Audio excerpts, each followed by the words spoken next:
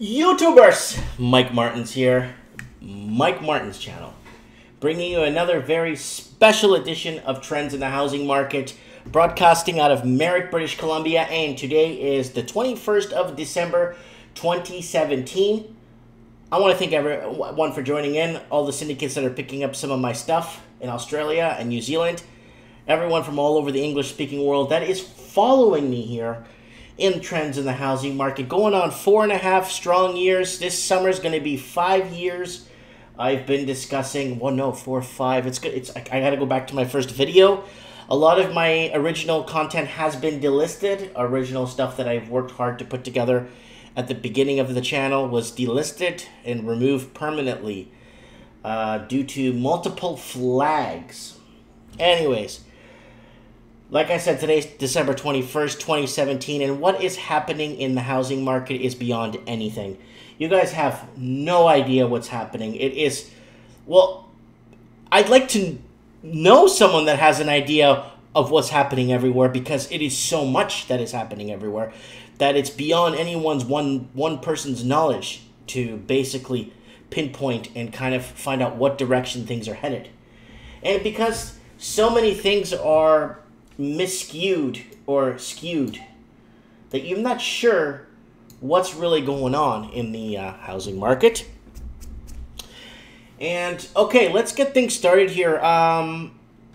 There's a outfit called the Better Dwelling, and Better Dwelling, these guys are fantastic. These guys put up a lot of down-to-earth, really good, informative articles, and 99% of the time they back it with graphs, they back it with proper backups, you know what I'm saying? Guys, I got open lines tonight. I promised everybody open lines. Lines are open if you want to call. 250-800-1489. That's area code 250-800-1489. People are starting to log into the chat section here. If you want to add a chat here, I want to say hi to everyone that's logging in and saying hi. And following this Trends in the Housing Market for December 21st, 2017. And back to the Better Dwelling thing. So Better Dwelling has been, I've read maybe close to maybe, I don't know, 150 of their articles on my channel.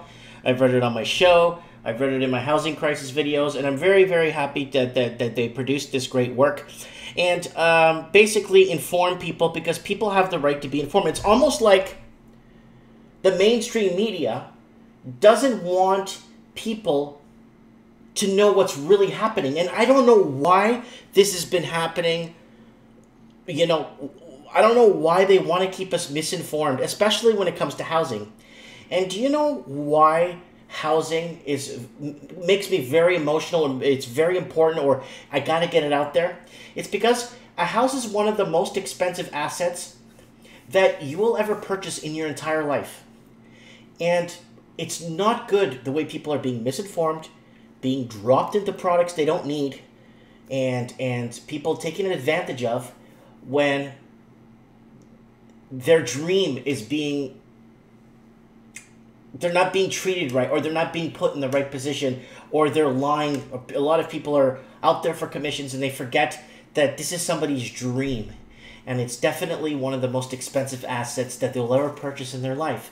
And I want to put this out there because it's very important that people understand that. It's not like you're buying a used car down the street for God knows what, and it breaks down in a few months. At least you got something out of it, or a year from now, if it lasts a year. But this is the most expensive asset you'll ever own in your life, and it's a house. And I think it's very important that people understand you're playing with your future and your kids' and grandkids' future. Very important, you know what I'm saying? Condo, house, townhouse, whatever. You know what I'm trying to say. Let me just wet my beak here. I got some good news. Good news, guys. Phone lines are fixed. And not only that, it's on a separate system. So I'm running a separate system, and it's a good system. And what it does is, if somebody calls in and starts bad-mouthing and stuff, it does trace the IP address. And it's good. It's a good system. And if somebody calls in to swear and you know, disrupt the show, it just traces the IP address, and then there's ways of, I don't know. you know what? I don't care. I just want people to call in. Phone number is 250-800-1489 if you guys want to add something. I'm just checking the phone. It's working. And no, it will not show up on the screen here because it can't, because it's on a completely separate computer on another table on another section of the room. So you don't have to panic, you know. And so, okay, I want to start off with this YouTube video I made here. Foreign home ownership is less than 5% in Vancouver and Toronto. So this is a really good video I made. It's got close to 459 views, and it's going to get a lot more traction. I just posted it yesterday. But this is the thing right here. I got a response from Better Dwelling. Better Dwelling, these guys here, basically replied to my article saying, the StatsCan data shows 11% of properties bought last year in Toronto were bought by non-residents. A lot of people missed that nugget of info since it wasn't in the StatsCan media release. Then I replied back to Better Dwelling and I said, now things add up to make sense. Then Better Dwelling replies, no problem, awesome work with your videos and your skepticism on the read shows a deep understanding of the data. Well, it's not like, guys, you need to understand something, okay? It's not like we just moved here from Bedrock and we have no idea what's going on with pricing and commodities and futures markets and what's going on with gold, what's happening with Bitcoin. We're here. We're seeing what's happening around us. You know, whether it's all the wars around the world, whether it's all the whatever's happening around the world, or oil, oil drop, blah, blah, blah, price of gas going up, price of food going up. We're here. We know what's going on. So it's not like we just came from Bedrock and we're so clueless, but a lot of this stuff is so important that it's so crucial. And I'm going to go back to what I said at the beginning of the show. A house is one of the most expensive assets you will purchase in your life. You guys need to know that. And that's why it's not a game. Everyone is... everyone's commenting here. Everyone's saying hi. I want to say hi to everyone that's commenting here. Everyone's logging into the comment section. And we have oil, resources, wood, but 75% of the population can afford a good life. And that's what's happening right now in Canada, and we're seeing it. It's not like, what did they think? We're going to find this out? Well, did they think we were that so incompetent that we just can't look around and find out? Anyways, I don't know. So this is the article I posted. So this is the thing I read. So Better Dwelling went ahead and actually commented on this, which is really nice. I feel great that somebody out there is watching this. And then watch this. It links into the next morning I wake up and I find this. So basically it says, this is from, I don't know who wrote this, but this is a article by one of the mainstream medias. And then it says, foreign home ownership is less than 5% in Vancouver and Toronto StatsCan. Then you go into this. Boom! Next morning, first thing I see is this. Boom! Foreign buyers own 45.25 billion worth of Vancouver real estate. I'm going to say that again because your ears probably are not believing what I just said. Your ears, they don't believe what I just said, but I'll say it again. Foreign buyers own 45.25 billion worth of Vancouver real estate. Moment of silence, please. Just a moment of silence here. That's beyond. I don't even know what to say. But that's what they're telling us here. And this article, I read through it. It's a really good article, and I'll pick through it. I want you guys to call in, please, if you're bored and you got nothing to do. It's 250-800-1489. We got open lines tonight. This is written by Daniel Wong. And he's got some really good articles on Better Dwelling. And let's give him kudos to Daniel Wong. That's his article there. That's his article there. That's his article there. So he's got, Daniel Wong is got some really good articles up here. that depicts and graphs and educates and shows what is happening. You know what I'm saying? Hope you know what I'm saying, right? And this is a big one. Open lines, people. Call in. Let us know what the housing situation is in your... Last time we had open lines, someone called in and told me that housing in their area in Winnipeg is going down. The price of housing is going down. Industry is in the pits. And then other people that called in from Ireland said that they were working up in Fort McMurray. They couldn't make heads or tails of anything, and the cost of living was just way too expensive, and the standard of living was kind of low, and they wanted out. You know, a lot of people calling from all over the place, from New Zealand. I get a lot of people calling in from New Zealand. I get people calling in from London. I get people calling in from Australia. I get people calling in from Ireland, Scotland, the United States of America, and a couple of other places there that speak English around the world. But raise your concern here. Get it off your chest. Don't panic. Let's say if someone's commenting, wood products company, we don't have any lumberjacks in Canada. Huh. We can't open a fishery in Canada, can we? I don't know why someone... So, Steve the plumber, where is he? Guys, Steve the plumber should be here. Should be calling in. Very important man. Comments all the time on my videos. Now, let's move on to this story, and I'll go back to the first story because we need to discuss this, because this is the biggest problem right here. Foreign buyers own $37.37 billion worth of Toronto real estate.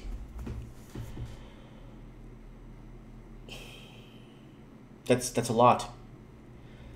$37.37 billion worth of Toronto real estate. Does Toronto even have that much real estate to sell? I mean, I'm kind of baffled. I mean, really? That's somewhat of a big problem. I got other articles here. If you're in New Zealand, Housing New Zealand has nearly 4,000 Auckland state homes worth more than $1 million. So you guys, you see these little houses here? These, I don't even know, these little homes. They're cute, little starter homes. They're worth more than $1 million. So I just kind of want to put that out there to kind of get you guys understanding. And if you're just tuning into my show for the first time, welcome. And this is a big article that I'm going to cover too in the show. Foreigners banned from buying homes in New Zealand as housing crisis soars. So this is a big issue, and the New Zealanders, the Kiwis, are understanding, or they believe, this is what they believe. It is foreign ownership that's destroying our markets, and this is what we're going to do. And okay, and someone's commenting here. Month of Toronto home prices. So hopefully Mario DeCetis is watching. He could probably tune in, call in, sorry. Just making sure the phone's working. New Zealand is banning foreigners from buying homes in the country as it tries to solve its property crisis. So like I said, oh, someone's asking me if Mario called yet. Yes, Mario DeCetis has called into the show. He was co-hosting a show with me, Trends in the Housing Market. I think it's 3 shows ago. So if you go back to my show from 3 or 2 shows, it says his name on it, and it's the Lost Canuck co-hosting with me an entire hour. So if you guys want to see that, that's in another earlier show. And it's hard. This housing crisis is really hard because, you know, I've been saying the same things for many years, and I don't understand how or why people are not coming to understanding. And some people are still in the dark, you know? And you know what the funny part is?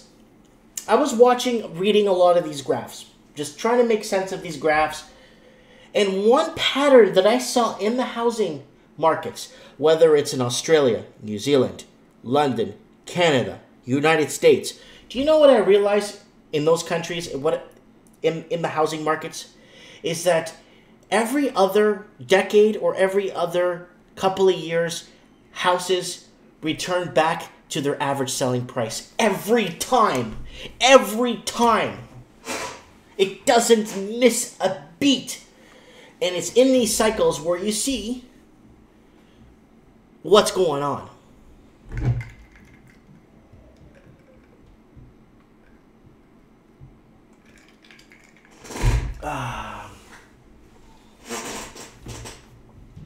So Arthur's commenting, we also want to bring more immigrants. I'm an immigrant and I struggle to get a job. I can't understand why they still want to bring more. I'm an immigrant. My parents are immigrants. We came to Canada with basically nothing. And,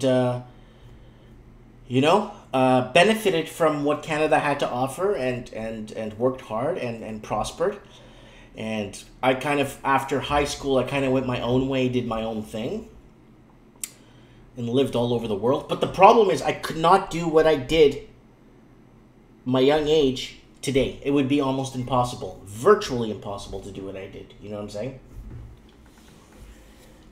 And a lot of people are saying, take care of the people here first for a change, right? Yeah, because you got a lot of good people that are homeless or on really hard times. A lot of people that are just, in a position where they don't want to be.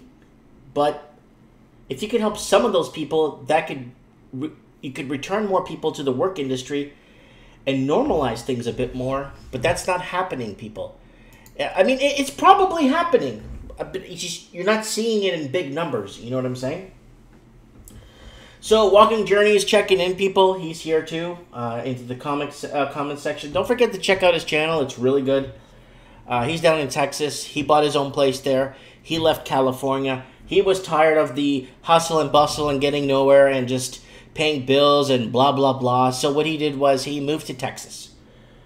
And he's working on getting a new job. You can watch it in a series.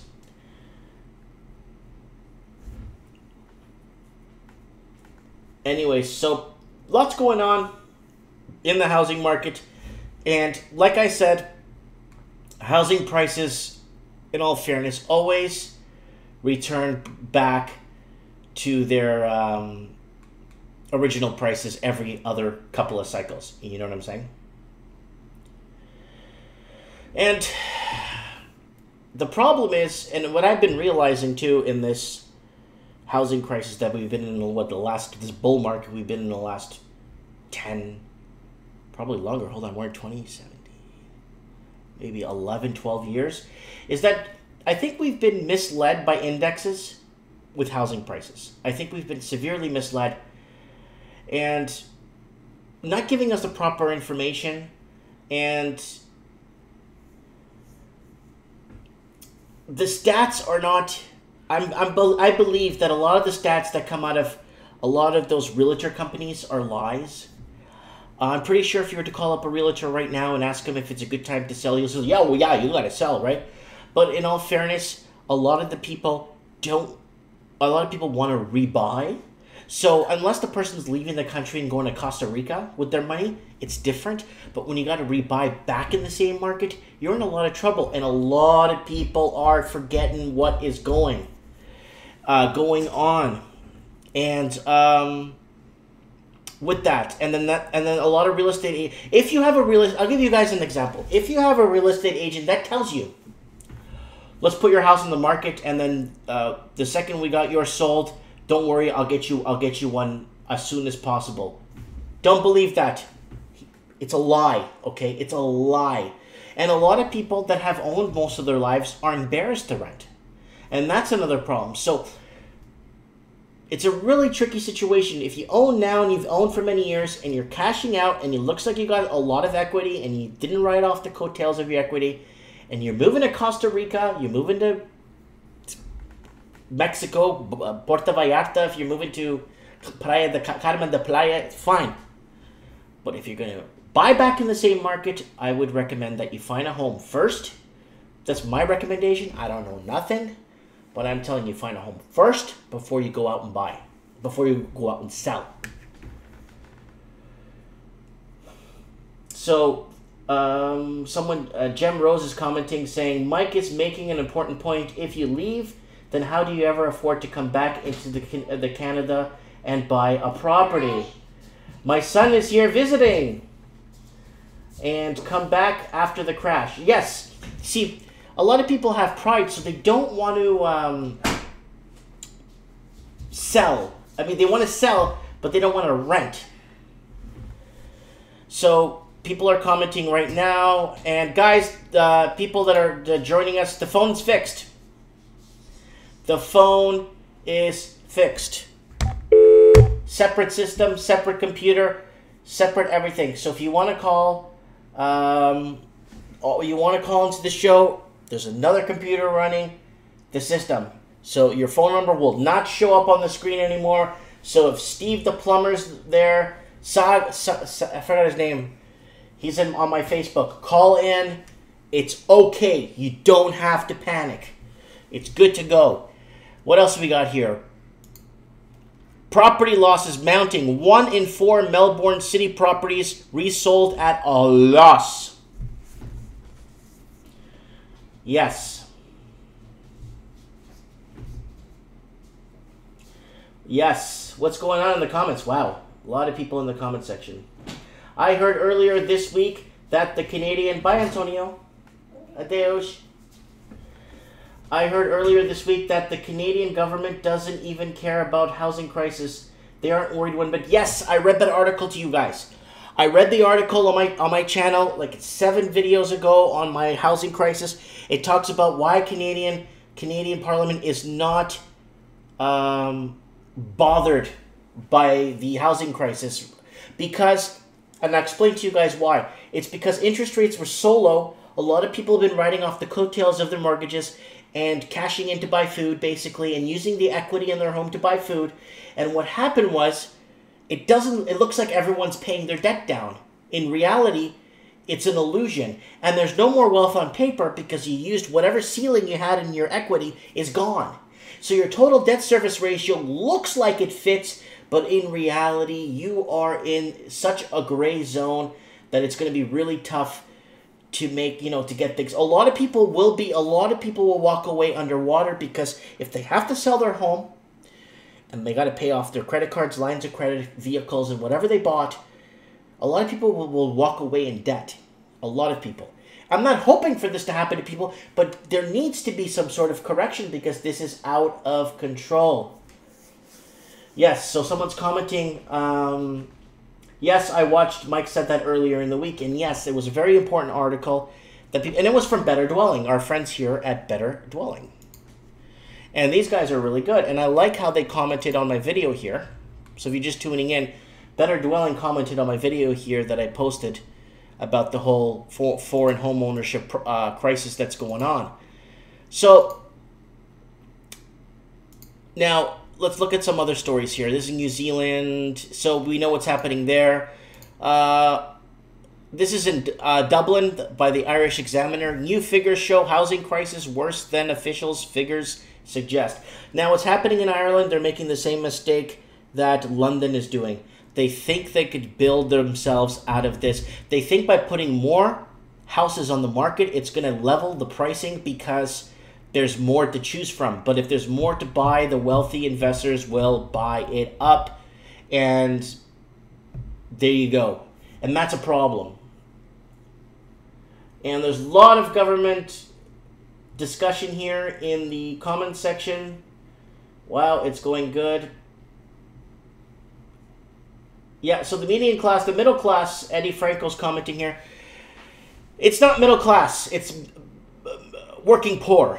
Because when you actually see how much disposable income you have, they're talking about, Sears Canada struggling. Amazon sales lower than expected for this Christmas. Oh, this is lower than expected. Oh, Toys R Us struggling. This is happening. That's happening. You know what, guys? The middle class is disappearing. No one's showing up at NFL games.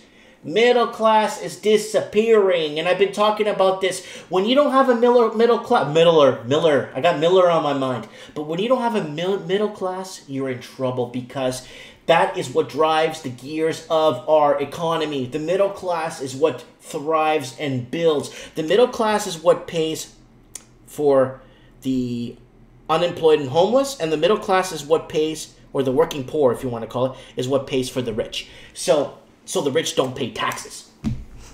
But in all fairness, it's not looking good on the grand scheme of things when it comes to that. So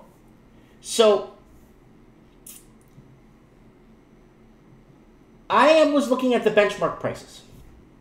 I was kind of looking them over. I got a calculator.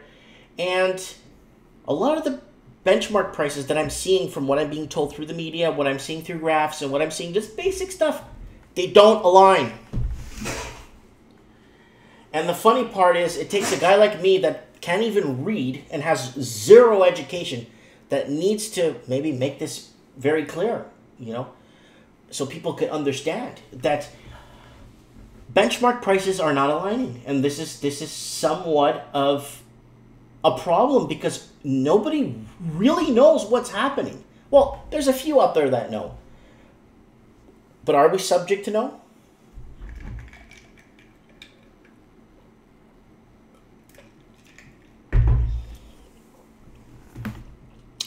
Call in if you're bored, 250-800-1489.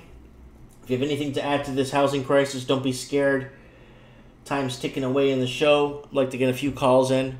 Usually people are scared to call in at the beginning. Then people call in and they feel comfortable talking to me. And I just want to know what's on your mind with this housing crisis. You know what I'm saying? What you guys are feeling out there, you know? And one thing I noticed, kind of looking over numbers and stuff and trying to understand why things are the way they are, is I think what's fueling the housing craze in Vancouver, in my opinion, is that low property taxes can help fit your TDS to these high mortgages, right? And in Ontario, some parts of Ontario, the property taxes are through the roof. I know my mom's paying like $4,800 a year for a house in property tax. So that affects your purchase price because it affects how much you could borrow, right?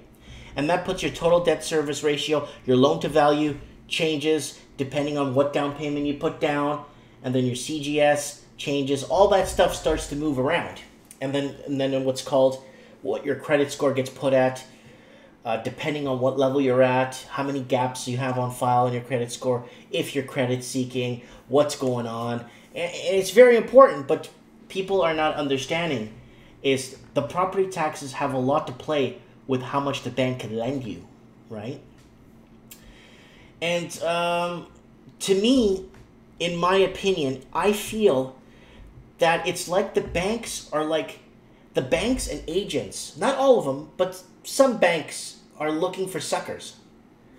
And I don't want you guys to be this. I don't want you to be the sucker. I don't want you to get sucked into something that is not, that will haunt you for a big part of your life. You know what I'm saying? And Walking Journeys commenting here, Donald Trump tax reform will be a great boost for the American economy. That's for sure. I know it's going to help out in California. I know in California right now with them fires that were happening, housing insurance will go up. Oh, it will. But people are having a really tough time relocating that lost everything. So guys, if anybody wants to call in, where's Steve the plumber? Steve, are you there? And oh, Eddie Franco, you're in California. Why don't you call into the show, buddy? You know, if you want to call in, you know. I also speak Spanish and Portuguese fluently, really well. So if Eddie Franco, if you want to call in, please call in. Area code is 250-800-1489. New figures show housing crisis is worse than official figures. So this is happening in Ireland. Ireland believes they could build themselves out of this. Wow, look at this, guys. It's gone. Ireland believes they could build themselves out of this housing crisis. They just like London and other places like Sydney and Melbourne were doing. And I'm really excited to see what's going to happen. I'm very excited to see what's going to happen in these places. It's going to be the same old story, just like it happened in Vancouver. Oh, we could build out of this. We could build ourselves out of this. We could level prices. We could put more product on the market. More products will balance out the prices and kind of level things off, and hopefully, yeah, right. So, that's good, that's good. Anyways, let's move on here. Property losses mounting. So I read this already. I'm going to go back to it again. 1 in 4 Melbourne city properties resold at a loss. To me, it looks like that the investors or speculators are retreating, right? So there's a big difference. There's an investor. Oh, somebody's calling in.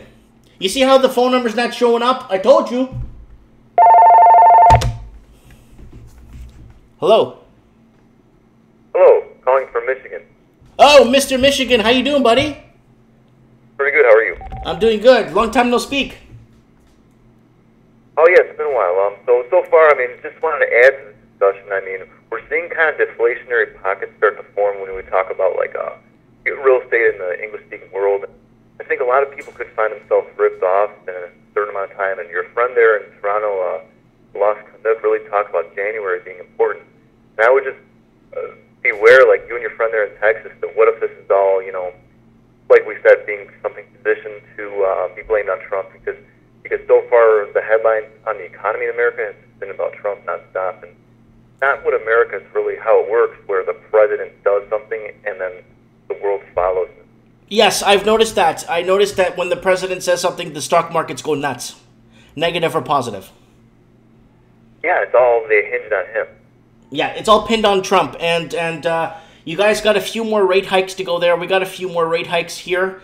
I know that the Feds are going to have to raise rates a few more times to see a correction in the markets, and so is Canada. So, what do you mean split Canada?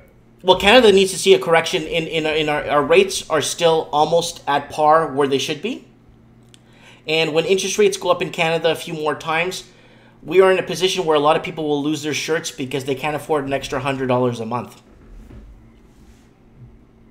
Yeah. And this is becoming a big problem. So, can I ask you a question? Yeah. How many? Okay, you're in Michigan, right? Yeah, right. Buddy. How much of it is? Do you have a lot of foreign speculators coming in and buying up your market? Not necessarily. Just like I said, maybe there's a lot of foreigners themselves, like from different backgrounds of being from the Middle East, buyers, but maybe they have kind of bigger mortgages than they should. But they're living here. I mean, they're not. Okay. Oblivious to it. But I'm saying, like, as a real estate appraiser trainee here, that's what I'm seeing. Okay. Because here in Vancouver, I'm going to explain to you what's happening in the city of Vancouver, okay? And right now, foreign buyers own $45.25 billion worth of Vancouver real estate. Yeah, I mean, Detroit never had that appeal, I think, where it's like, oh, people want to be here because of the weather, etc. And, I mean, we drive 3 hours east to Toronto, and it's a different world. I mean, we're blown away with how much people actually pay. Because a lot of, like, people here, especially in the Italian community, have cousins there. Like, wow, how do they pay this much for crap square footage? Exactly. They go to work, and their wages are not stellar. That's the thing. The problem is a lot of wages don't subsidize the cost of living. Oh, yeah. Oh, for sure, yeah. So what's the average median house price in your area? Like $265? Oh, the median house price? I mean, I don't know. Like, I just got my condo on Lake St. Clair looking at Canada basically is costing me $100,000, and I think it'll have a value of $130,000. Okay, so your condo cost you $100,000. Yeah, so the average where Vancouver or even Toronto, the average condo is I think $430,000 for a one bedroom. I think a 1 bedroom and 1 bath, and that's it. And over into Oakland County, I guess they could be like a $250,000, and that's close to like a lot of the automotive type, engineering type jobs. I think. Spending $250 for an okay condo, but it's still the jobs are great. I mean, I think there's more industries to carry these jobs here than Vancouver. Oh yeah, you're talking about there in Michigan, right?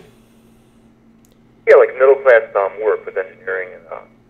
Yeah. Oh, yeah. There's. I think we're gonna be alive long enough to see a revival in the Michigan. We're gonna see the steel wheels come back. You know what I'm saying? We're gonna see Michigan be the light like it was 30, 40 years ago. I have a feeling that it's gonna revive. You know what I'm saying? Yeah, my concern just on the national level is the stock market. The way it seems really bubbly, and then around the world there's these things you talk about New Zealand. And actually, to change the subject again, like down south again in Argentina, it's very interesting this week, really seeing the class warfare start to take hold where you have half the country on the street protesting against reforms. It's kind of like the same thing where there's a huge market rally and it's all pinned on one president's reforms. Mm-hmm. Kind of ignoring the social divide and the class angst that's happening with people not having enough to get by a month.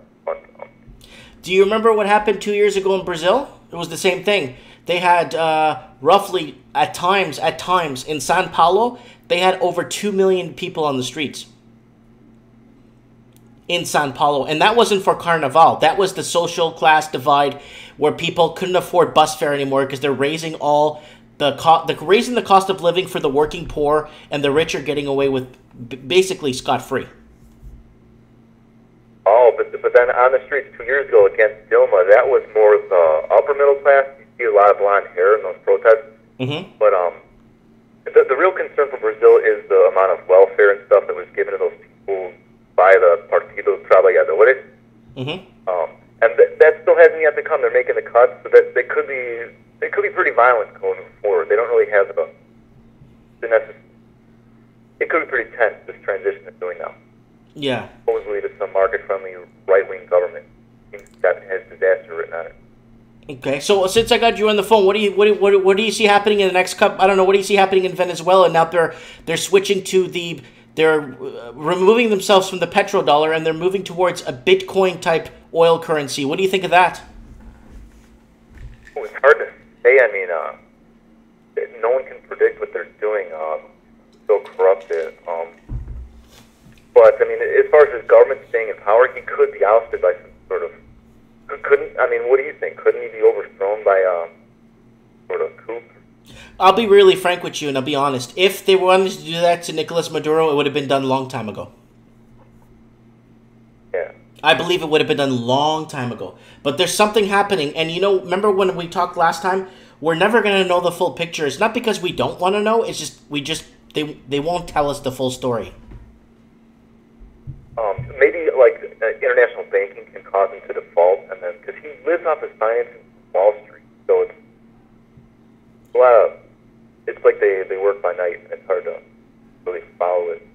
Mm-hmm. Well, you got to remember that Venezuela was so heavy dependent on oil, they didn't diversify in other sectors, and they should have looked at other things. Get more tourism or something. I don't know. But oh yeah, but it was the ultimate hallmark of corruption. But even Canada, wasn't Canada too oil dependent? It was. The province of Alberta was. And it was very heavy oil dependent, and then there was that huge crash. And the funny part is you got this oil dependent. The price of oil crashes, and the price of gasoline goes up all of a sudden. And when the price of oil went up 4 years ago, when the price of oil was shooting up, price of gas went up because they said that the price of gas is costing more to make because it costs more for the oil. Now oil goes back to half price, and price of gas still goes up. Yeah. And just from the U.S. standpoint, I mean, it's not favorable for us to have this happening in South America, what's happening now. Oil onto the whole Caribbean, and it's kind of contagious. Our exporters wouldn't want stuff like this to be happening. Yeah. We have crisis down there that's actually unprecedented. And, yeah, Argentina looks like it's on its way to its worst collapse in its history ever. And Brazil's probably following it. There's a lot of fraud going on in this fake recovery that's been installed since Dilma.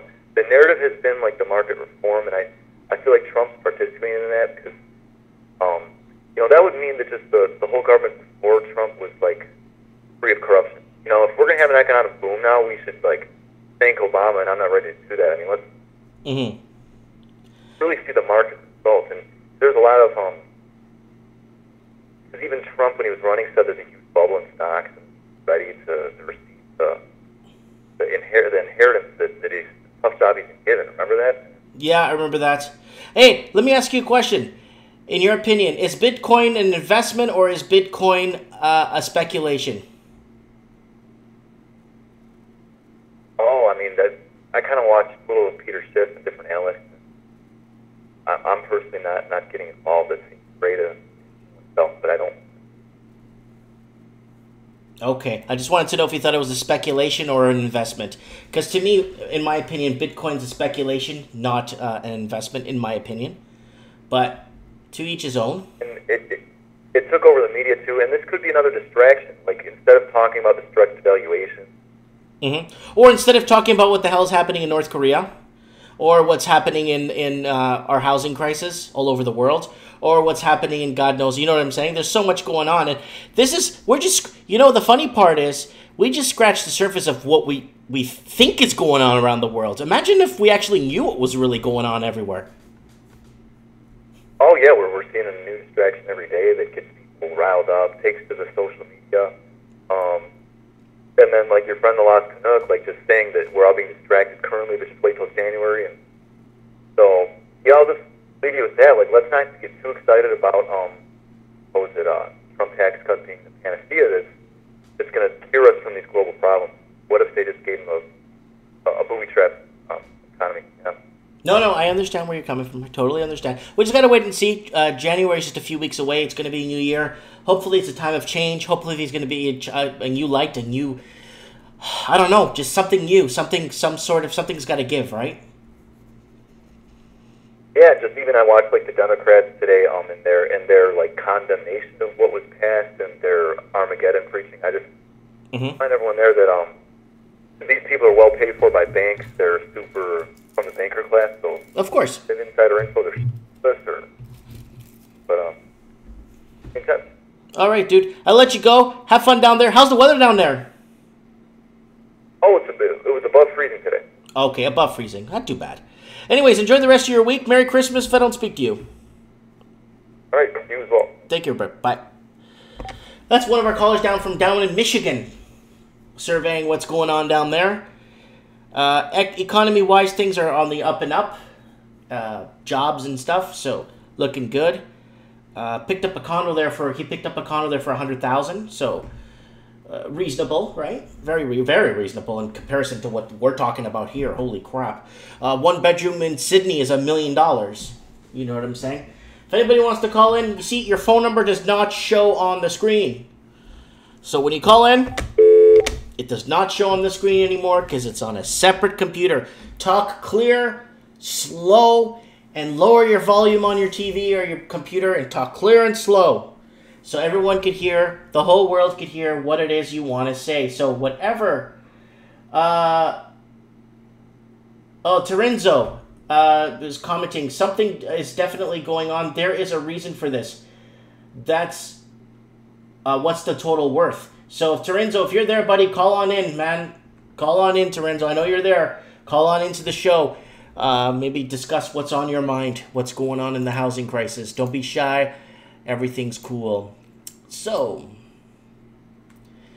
house prices to fall in London and Southeast in 2018, say surveyors. So, if you're living in London, you're in a bit of trouble. Looks like houses are going to fall. Pricing, that is. Not London bridges, houses. Here you go. Gordon KO Company, all these companies. Reverve. What is this? K Sellers. Let Buy. AM McLeod. It's all these companies there selling homes. House prices in London and Southeast will fall next year as the cautious mood that has gripped the property market in recent months continues into 2018. The body that represents surveyors and valuers has predicted.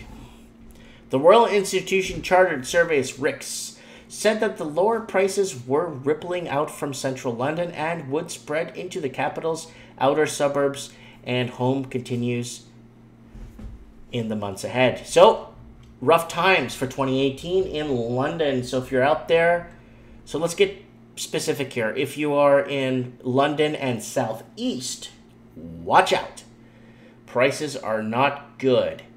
Let's go back to this. Foreign buyers own 45.25 billion worth of Vancouver real estate. It's bad. Why is this happening? Toronto foreign buyers own 37.37 billion worth of Toronto real estate. if someone told me how much real estate does Toronto have, I would probably say like 55 billion bucks in total real estate. That's in my educated, speculated guess. I'm not sure. Because I'm speculating. I'm speculating what I think it is. And that's what's happening with our market. People aren't sure, but they're speculating what they think they know. So call on in, people. Area code 250-800-1489. If you want to share what's on your chest, if you want to discuss what is going on in your neck of the woods. In Toronto, they are building like crazy, but majority of condos are already sold out even before they are built. That is happening too, and in Toronto, I've been hearing also people are walking away from their down payments. Yes. I've had people call in and tell me that too.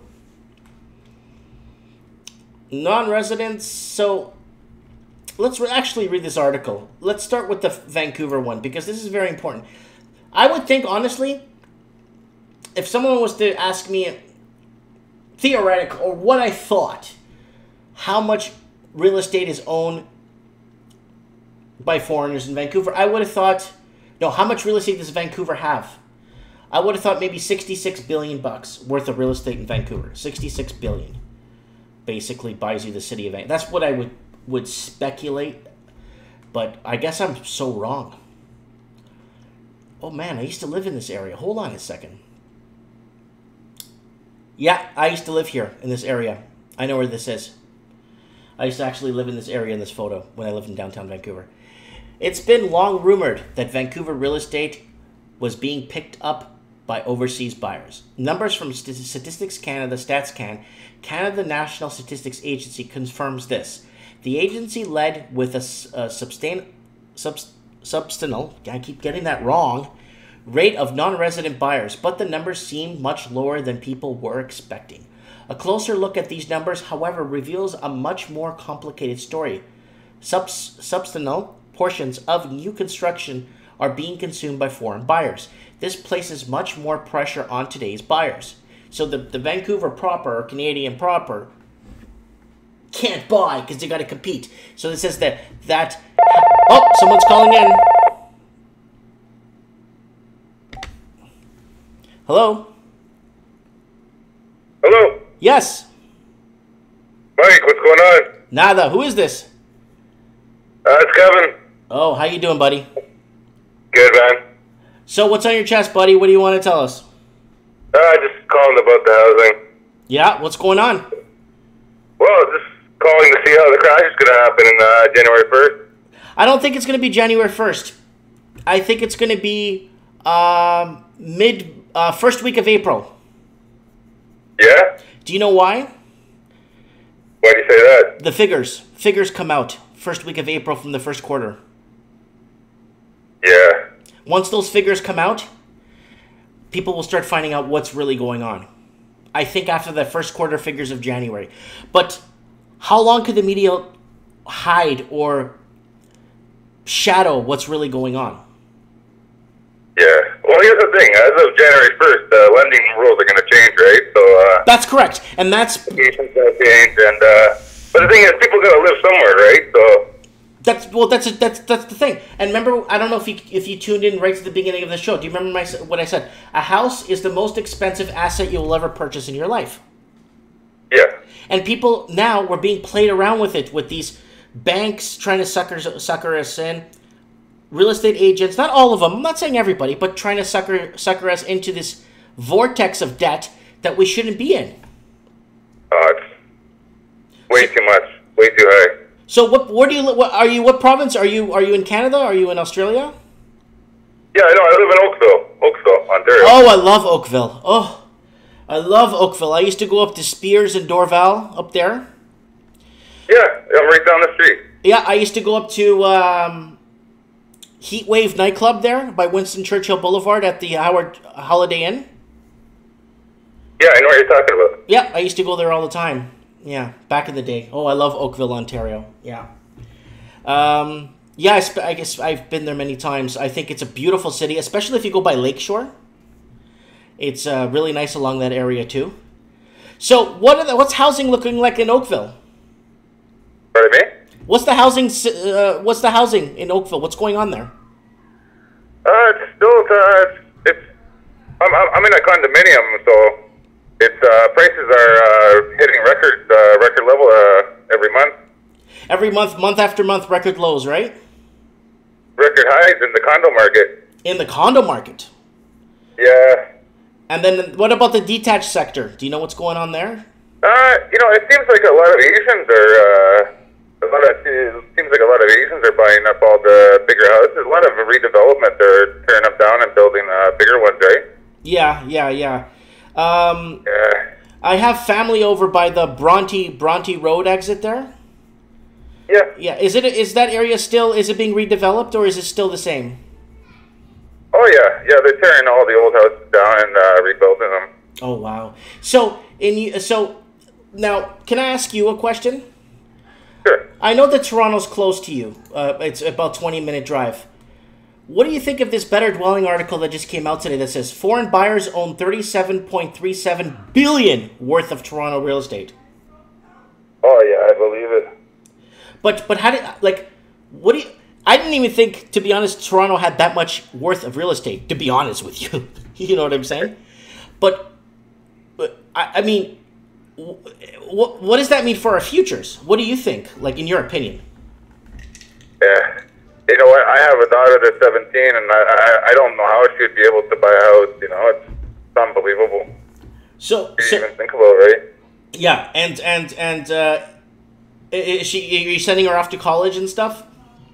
Yeah, next year. But the thing is, how is she going to end up buying a house without taking on close to $1 million worth of debt, right? The problem is, it's basically enter and welcome to slavery. Exactly. Walking right into slavery. Put the shackles on. I'm buying my house. That's it. So what do you predict to happen? So you're saying the condo market in Oakville is going through the roof. You're saying the housing market is being bought up by Asian people. Yeah. And what do you see happening to Oakville in the next 5 years? Because when I was in Oakville, nothing really changed in the 80s and 90s when I used to go there in the early 2000s. It was always the same Oakville, you know? It was always the same upper middle class, good people, good communities, you know, churches and stuff. Where do you see Oakville headed in the next 5 years? I think it's going to stay going steady up. It's a great place to live. Mm-hmm. It's got great people. Mm-hmm. But there's a lot of new development going up, a lot of new communities being built. And is it? So do you work close to work and stuff? You work close to home. I mean, everything's like all local there. I go in and out of downtown Toronto. Okay. Right. Yeah, because a lot of people live a certain commute from the major cities. I had a show where I was discussing where people traveled, how far people traveled into work. And I think Oakville, Ontario would be a decent travel for me to go into work every day. Yep. But if it was Hamilton, Ontario, forget it, dude. Yeah, you know what? I have a friend that lives in Hamilton. He commutes to Toronto daily too, so it works for him. So I guess they're making it work somehow. Wow. How much fuel does a guy burn? People are moving. Pardon me? Well, how much fuel does he burn? I know. It's like, is he driving like an electric car? No, he's got a little Honda Accord, a little 4-cylinder, but okay, one of those. You'd think it wouldn't be worth it, right? But yeah, because a lot of people are commuting so far out of town to get to their jobs. It's phenomenal. Why? Can I ask a question? Why don't you just pick up a condo in Toronto? You know what? They're about 500,000 now. They're over 500,000 just for a little condo down there. And you know what? The city, the roads and the stuff is not made for that many people. It's too congested. You know, it's crazy down there. You know. Yeah, I haven't been in Toronto in about 4 years now. So last time I was here 4 years. Last time I was in Toronto 4 years ago, I could see the construction everywhere. I could see cranes. Almost every second road you go on to they got a lane blocked off because they're putting a new condo tower up. And just to try to get in and out of the city, it's ridiculous, man. It is ridiculous. You know, they should put a big sign, a digital sign, that when you're coming off the Gardner Expressway or off the one of the main roads into downtown Toronto, it should say, "Warning: entire city is under construction." Oh, it's honestly unbelievable. You know, I've been going in and out of the city for 10 years with the job that I do, and the last few years, it's like the last 4 years, like you said, it's just gotten worse and worse, and it's honestly, it's wasting a lot of people's time. Yeah, and what's happening is, and I know it's been a hindrance for you guys because they added some weird lane, an HOV lane in one of the highways that screwed everybody up. Oh, yeah. Do you know what I'm talking about? It was during the that weird Olympics. Olympics, yeah. Do you remember that? How did that? There was about 30 accidents. I remember I was on the road that day. It was a real nightmare. Yeah, I heard about that, and that turned out to be really bad for you guys. That whole thing. Yeah.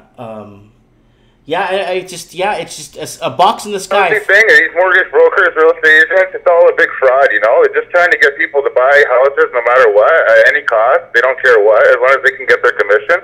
Yeah, the problem is left to build. They're playing with people's dreams, and a majority of Canadians can only afford to buy one property in their lifetimes, and one good one. Yeah.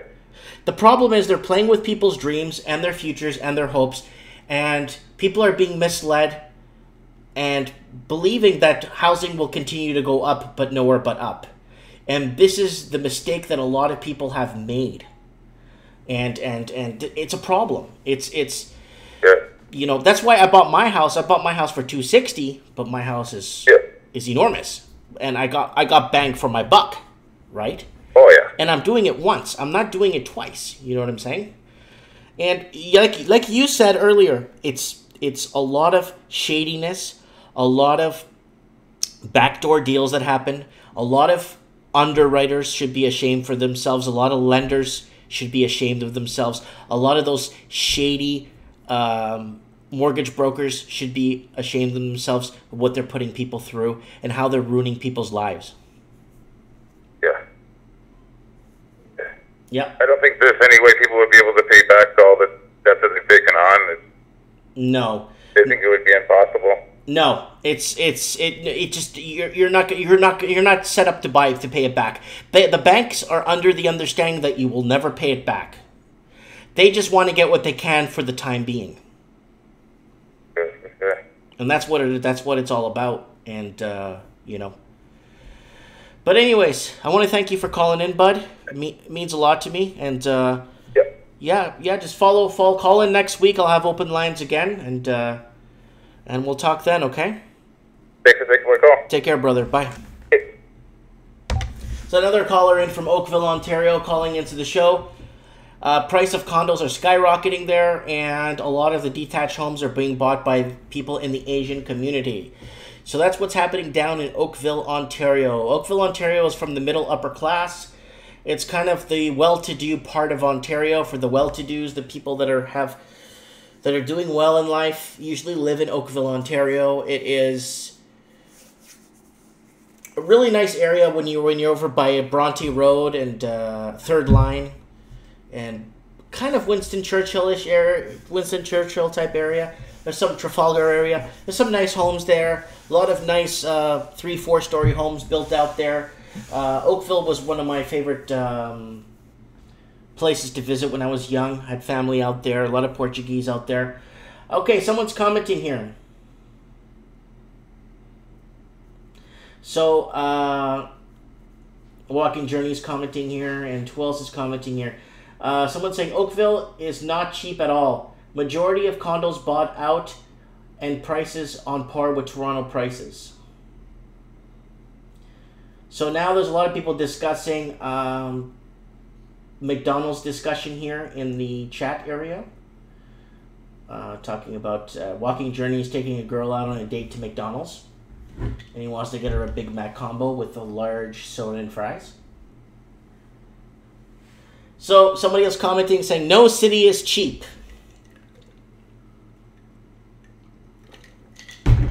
Move out of the city. You know what? Why are people stuck in cities? What do they actually think they make more friends on Facebook if they're living in a city? Like, now that I'm situated here, I could travel more. I could go out more because I'm not in a mortgage. I'm not in this thing. Now I have a base. Now I'm setting up my home business. Now, you know, I'm here to stay. Now I'm going to, we're planning to take 3 different trips already next year. 3 different trips to the Philippines, to Portugal, Toronto. And we're thinking of going to Playa de Carmen de Playa. Going down there for a vacation. So, I mean, is this something that we just have to adjust to or adapt to because this is going to be the normal thing? I don't think so. I don't think so. I think things are going to change. So here's the Greater Toronto rate of non-resident home ownership. So these are non-residents, okay? In Toronto, look at that. How many percent is this? Wow, 4.5. Wow, almost 5%. Richmond Hill, 3.57%. Toronto, CMA, 3.37%. Markham, 3%. Wow. Georgina. Where is this place? I've been in Toronto many times. I don't even know the Georgian. Is it Georgian Bay? Mississauga, Oakville, Aurora, Mono. I don't know where Mono is. Newmarket. What's at the bottom? Oh, Orangeville. Yeah, because I know Orangeville's become all Italian. And so is, I think it's Orangeville and I'm not sure where else. I know there's another. Oh, Stouffville. Winston Churchill, Stouffville. Yeah, so I don't even see the. Oh yeah, Oakville's right here.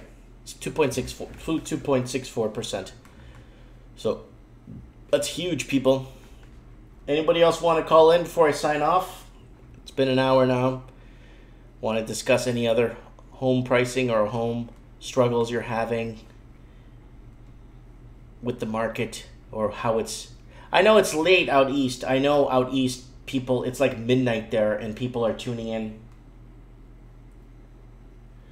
Toronto, someone's commenting here. Toronto's also invaded with hordes of temporary workers. Something changed in recent years. Temporary visa legislation. So many temporary workers. They add way more pressure to the rent market. Yeah, that's very true. Yeah, if someone's commenting, food is cheap in the United States. It feels like the Toronto housing and infrastructure did not account for the increase of immigrants into it. Yeah, a lot of these cities weren't designed for as many people as that are living in them. The infrastructure is not designed for a lot of this. So people need to keep that in mind, you know. Okay, so someone's calling Mono as Caledon. Okay, all right. I know where Caledon region is. Never heard of Mono. Anyways, so that's that. I'm falling asleep. So I want to know your feedback in the comment section if you're watching this on Rewind. Guys, don't forget to join me on Trends in the Housing Market next Wednesday. Is it Christmas next Wednesday? Is it like Christmas Eve or something? Let me see. Next Wednesday will be the 27th. And yes, I will be live on the 27th of December. So if you're awake, please call into the show if you want to discuss what is happening in your area and or reason. What is happening basically, look at this house I picked up for $260 or $270, $260, $270. I don't even remember what I paid for it. There it is. This house is huge. And I left the city. That doesn't look like this anymore. I changed a lot of it. I've repainted, changed the garage doors, repainted the railing. Wow, a lot has changed. So you go into the house, it's showing all the different rooms. Hey, this is the room I'm in right now. Check this out, guys. Hold on. Look at this. This is my room right here. Here it is. This is the room I'm in. What? Changed all the doors. They were crap. Tore up the closet. It's nice. Closet's nice now. Put hardwood flooring everywhere. This carpet's gone. Yeah, I tore this room apart. Look at that closet. Garbage. Took everything apart. Redid this whole thing. Crown moldings and all. Baseboards I redid. Everything. Carpets are gone. Repainted everything. Wallpapered. Put some brick behind me.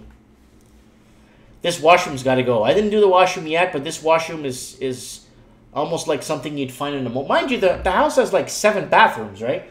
So like, it's one of the bathrooms that, you know, that really need attention. And there's my outside there, my view, my big window. And when I saw this house, when I first saw this house, I knew I wanted this house because of this office. This office is great. High ceilings, built to last. Very happy with it. Major mess, though. That's when we moved in. House is still a major mess in a way. Just a big garage. Lots of room. Oh, wow. Man, has it ever changed. Wow. I'll do a cribs episode. I'll do something like a cribs. And show you guys some of the upgrades I did in the house. And some of the work I did in the last couple of months. Yeah, that changed too. Anyways, guys, I want to know what you guys think. Comment below. Don't forget to tune in next week. I really appreciate everyone that's called in. It means a lot to me when you guys call in and give your feedback on what's going on and how you guys are feeling. I know a lot of people have kids that are going off to college and stuff, and how are they going to afford to live? There's the kitchen. There's the other bathroom. There's the other rooms, gigantic room. I made that room into a playroom for the kids. And this goes into the backyard. The backyard's huge, man. I'm going to put a skating rink there for my son. Follow me in Living the Dream series. This is the suite. This house had a suite in it. Had 3 bedrooms downstairs. And I basically connected the house and made it all one house again. And removed the doors and make it all one house. That kitchen's going right in the dumpster. Everything, appliances and all. I'm going to redo that real nice when I get the time. Oh yeah, I'm going to redo that. It's got lots of space, lots of potential to build something nice there. Anyways, guys, thanks for watching. I really want to thank you guys for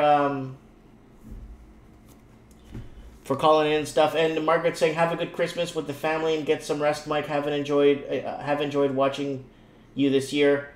And yes, I will be alive next week again because it's the 27th, so it'll be after Christmas. So I want to wish everyone a Merry Christmas. I'll make a Merry Christmas small video to wish everyone out there a Merry Christmas. This is the other room here. So the video is here if you guys want to watch it. This is my backyard. It's in my Living the Dream series and on my channel, and it's like the 5th video in. It's called Tour of Our New Home, Get Out of the City. And then you see all the upgrades we do in the house over time and what we get done and blah, blah, blah, and how we basically... And this is what the playlist looks like. Check it out. It's really good. Playlist goes into different projects we do. And planting my first garden. Things, you know, I used to do when I was a kid, you know. And really good story. Really good stories. Oh, my gym. Oh, yeah, I finished my gym. And the garage. Anyways, thanks for watching, guys. Comment below. Let me know what you guys think. And sayonara. Comment below, and I want to know what you guys think if you're watching this on replay. Thanks for watching.